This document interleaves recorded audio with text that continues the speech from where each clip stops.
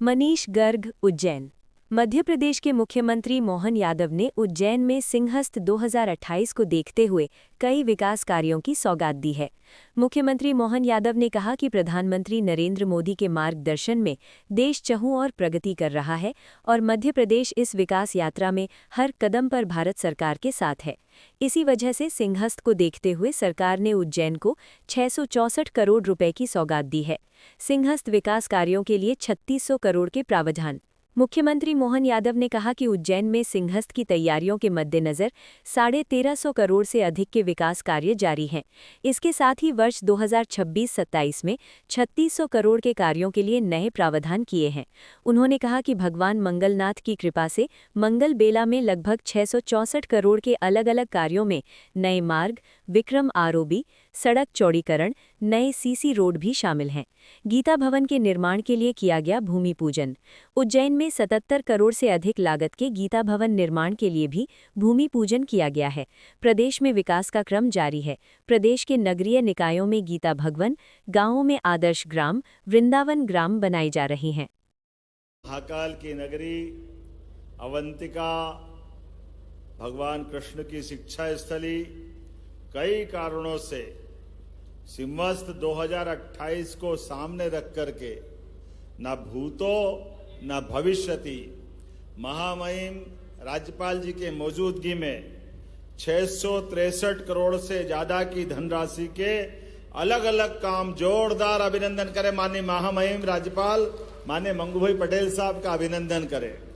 इस मंच पर ही विराजमान अभी अभी जिनने अपना विषय विस्तार से रखा, माननीय विधायक श्रीमान अनिल जैन कालूहेड़ा जी, माननीय महापौर मुकेश टटवाल जी, माननीय जिला पंचायत अध्यक्ष श्रीमती कमला कुंवर देवड़ा जी, हमारी सभापति बहन कलावती यादव जी, इस अवसर पर जिला पंचायत उपाध्यक्ष श्रीमती शिवानी कुंवर जी, हमारे जिला अध्यक्ष संजय अग्रवाल जी, जिला ग्रामीण अध्यक्ष राजेश धाकड़ जी, माननीय पूर्व विधायक बहादुर सिंह चौहान जी, डॉक्टर प्रभुलाल जाटवा जी, इस अवसर पर सभी आगंतुक भाइयों बहनों पत्रकार साथियों आमंत्रित अतिथिगण में आप सबका पुनः वंदन करता हूं, अभिनंदन करता हूं दोनों हाथ जोड़ करके।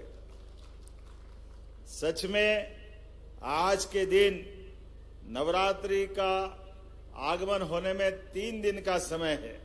ऐसे में चैत्र नवरात्रि गुड़ी पड़वा के पूर्व 2 दिवसीय अवसर पर हमारे बीच महामहिम माननीय मंगूभाई पटेल साहब के माध्यम से विक्रमादित्य की नगरी को जो सौगात मिल रही है, देखो तो सही कितने प्रकार की सौगात है। और अभी 15 दिन पहले ही माननीय हमारे प्रधानमंत्री श्रीमान नरेंद्र मोदी जी का जोरदार ताली बजा के अभिनंदन करें, जिनके कारण से ये बदनावर से सीधा 8 लेन सुपर एक्सप्रेस हाईवे, वैसे तो 2 बड़ी बड़ी सौगात उनसे पहले ही मिली है। दिल्ली जाने के लिए भी देवास के माध्यम से इंदौर के पास से गरोठ हाईवे के आधार पर डायरेक्ट दिल्ली का रास्ता मिलने का अपना उज्जैन केंद्र बना। और उसके अलावा हमारा द्वारका से चल करके सीधा असम की बॉर्डर से ऊपर चाइना बॉर्डर तक जाने का एक मार्ग माननीय मोदी जी के माध्यम से जो गुजरात से आएगा, गुजरात में भी द्वारका सोमनाथ से महाकाल को प्रणाम करते हुए हमारी यहाँ की क्षेत्र की जनता उधर असम तक जाएगी। ऐसे में कई सारे कामों के लिए ये जो 3839 करोड़ का तो NH 75-2 डी बदनावर पेटलावा थानला रोड का जो 4 लेन स्वीकृत किया है, जोरदार अभिनंदन माननीय मोदी जी का करें, उनकी कैबिनेट से लाभ मिला है। और कितने प्रकार के काम हैं, अभी 13,500 करोड़ से ज्यादा के काम तो सिंहस्थ के चल रहे हैं। अकेले 2026-27 में हमारे 3,600 करोड़ के कामों के लिए फिर प्रावधान किया है। आज मंगलनाथ की कृपा से मंगल बेला में अगर मैं देख रहा हूं तो लगभग 662.46 लाख करोड़ के अलग अलग काम, जिसमें 364 करोड़ 37 लाख की लागत से इतने सारे मार्ग हैं। मार्ग भी पढ़ो तो लगेगा ज्यादा हो रहा है।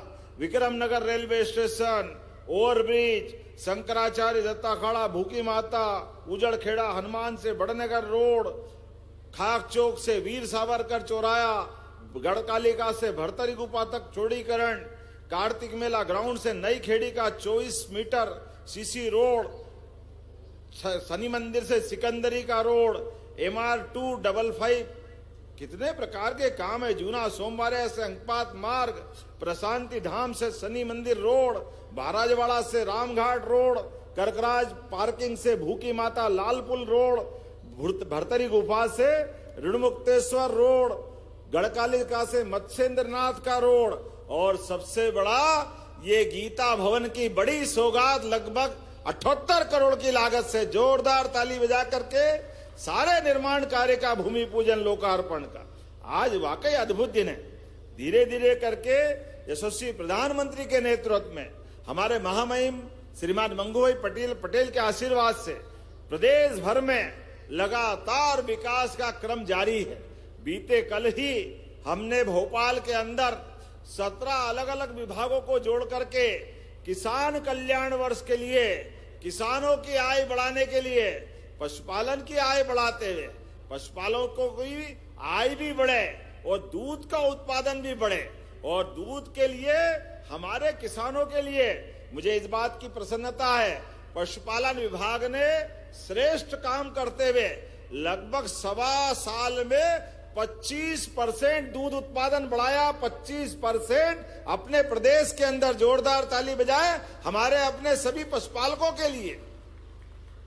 और प्रति किसान जो दूध है, जो सरकारी डेयरी में देता था, कोऑपरेटिव में देता था, प्राइवेट स्तर पे देता था, 5 से लेकर 8 रुपया लीटर का फर्क किसान को यह फायदा मिला। और उससे आगे बढ़कर हमने भी निर्णय किया है, अपने राज्य के अंदर सरकारी स्कूल पहले कैसे थे सबको मालूम है।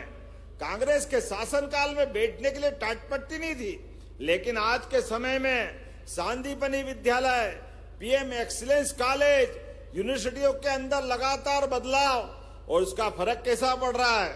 बच्चों के लिए अब आने जाने के लिए 4 किलोमीटर से दूर अगर मिडिल और हाई स्कूल है तो उसके लिए 4 किलोमीटर से दूर बच्चों को 5 लाख साइकिलें अपनी सरकार के माध्यम से दिए।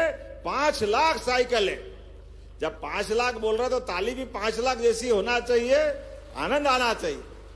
और अब पहनने के लिए गणवेश, पढ़ने के लिए किताबें, और अच्छे बच्चे आए स्कूटी, बच्चे जो टॉप आए उनको स्कूटी, 75% से ऊपर अगर मार्क्स लाए तो लैपटॉप, और उससे आगे बढ़ करके अब तो कक्षा 1 से 8वीं तक अगला सत्र जैसे ही चालू होगा, बच्चे घर से जाएंगे, अपने मम्मी टिफिन दे तो अच्छी बात है, नहीं तो स्कूल में दूध का पैकेट मिलेगा बच्चों को पीने के लिए। दूध का पैकेट यशोदा माता के नाम से स्कीम चालू कर रहे हैं। हमारे बच्चे दूध पिए, आगे बढ़े, हष्ट पुष्ट हो, सभी प्रकार के कामों के लिए हमारी सरकार लगातार काम कर रही है।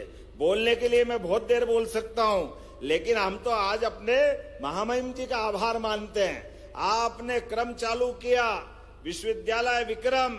आजादी के बाद हमारे प्रदेश के अंदर बड़े बड़े नगर ने, कोई ने राजधानी मांगी, किसी ने हाई कोर्ट मांगा आजादी के समय, लेकिन मध्य प्रदेश में उज्जैन वालों ने कहा कि यहाँ तो भगवान कृष्ण की ये सांदीपनी की परंपरा है, हमको कोई राजधानी मत दो, हमको कोई हाई कोर्ट या दूसरा कुछ काम मत दो, हमारे यहाँ तो विश्वविद्यालय खोल दो। मुझे इस बात की प्रसन्नता है, सबसे पहला विश्वविद्यालय कोई खुला है तो उज्जैन में खुला था, विक्रम विश्वविद्यालय। ये वो नगरी है, और उस नगरी में उस विश्वविद्यालय का गौरव बढ़ाने के लिए माननीय महामहिम के माध्यम से हमारी सरकार ने प्रस्ताव किया कि विक्रम विश्वविद्यालय से विक्रमादित्य को नाम समझने में कई लोग कंफ्यूजन रखते हैं।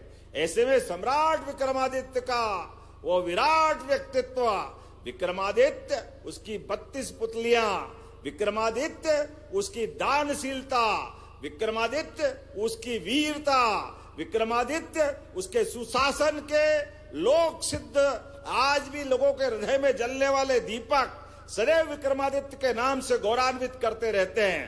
ऐसे विक्रमादित्य के नाम पर उस विश्वविद्यालय को स्थापित करते हुए आपने महामहिम हर साल आकर दीक्षांत समारोह करा करके हमारे विश्वविद्यालय का मान बढ़ाया है। जोरदार अभिनंदन करें हमारे अपने महामहिम का। और उसी के साथ जोड़ करके ये विकास की सौगात लगातार मिलती जा रही है। मैं आज गीता भवन के माध्यम से भगवान कृष्ण का वो काल जो 5000 साल पहले सांदीपनि से प्रारंभ हुआ, संक्षेप में अगर बोलूंगा, महाभारत काल में दो कहानियां जुड़ती है गुरुकुल के जमाने से। एक कहानी भगवान कृष्ण और सुदामा की दोस्ती की। दुनिया जानती है कि दोस्त हो तो कृष्ण सुदामा जैसे हो, और उसका आधार बना उज्जैन। जोरदार अभिनंदन करें। कोई गरीब नहीं, कोई अमीर नहीं, मित्रता में बराबर। ये हमारी गौरवशाली अतीत की घटना है। इसलिए हमने कहा भगवान कृष्ण के मुख से उज्जैन में शिक्षा ग्रहण करने के बाद 64 कला, 14 विद्या, 18 पुराण, चारों वेद, सब में निष्णात होकर यहाँ का विद्यार्थी दुनिया में विराट व्यक्तित्व धारण करके मानवता की शिक्षा देने के लिए पूर्ण पुरुष बन के पुरुषोत्तम बने, ऐसे गोपाल कृष्ण भगवान की। उनकी स्मृति में उनके मुखारविंद से वो 18 अक्षौणी सेना के बीच कौरव पांडव के महासमर में जब अलग अलग प्रकार का वातावरण था, लेकिन ऐसे में एक महामानव ऐसे भी थे जिनने कर्मवाद की शिक्षा अर्जुन के माध्यम से ऐसी पवित्र गीता दुनिया को भेंट की। जोरदार अभिनंदन करें अपने भगवान के मुखारविंद से। दुनिया का सबसे पवित्र ग्रंथ गीता, जो आज भी गूगल में दुनिया के सबसे ज्यादा पढ़े जाने वाले ग्रंथ में गीता जी का स्थान मिलता है। तो हम सब कामना करें ये गीता भवन बनने की, यहाँ की शुरुआत हो रही उज्जैन से। जोरदार अभिनंदन करें माननीय महामहिम के माध्यम से। और केवल यहाँ नहीं, इंदौर, भोपाल, ग्वालियर, छोटे नगर, नगरी निकाय, हर जगह गीता भवन बना रहे हैं। और गांव में आदर्श ग्राम, वृंदावन गांव बनाने का हमारा निर्णय है। हमारा सबका प्रयास है। गोपाल कृष्ण का वो काल जब भगवान राम अयोध्या में मुस्कुरा रहे हैं, तो बोलिए जय जय श्री राम। भगवान राम मुस्कुरा रहे तो गोपाल कृष्ण भी मुस्कुराना चाहिए। मुस्कुराना चाहिए कि नहीं मुस्कुराना चाहिए? तो आज के इस अवसर पर मेरी अपनी ओर से ये सारी सौगातों की बधाई देते हुए मैं महामहिम का आभार भी मानता हूं, विधानसभा का यहाँ का सदस्य होने के नाते से और सरकार के व्यक्ति होने के नाते से महामहिम से अपेक्षा करता हूं हमारे विकास के मामले में सदैव आपका आशीर्वाद इसी प्रकार मिलता रहेगा। यशस्वी प्रधानमंत्री के नेतृत्व में जब देश आगे बढ़ रहा है तो मध्य प्रदेश भी इसी गति से तेज आगे बढ़ता रहे, इसी अपेक्षा के साथ बहुत बहुत धन्यवाद। भारत माता की। अगर आप रोज की ताज़ा और सच्ची खबरें सबसे पहले देखना चाहते हैं तो हमारे चैनल को अभी सब्सक्राइब कर लीजिए।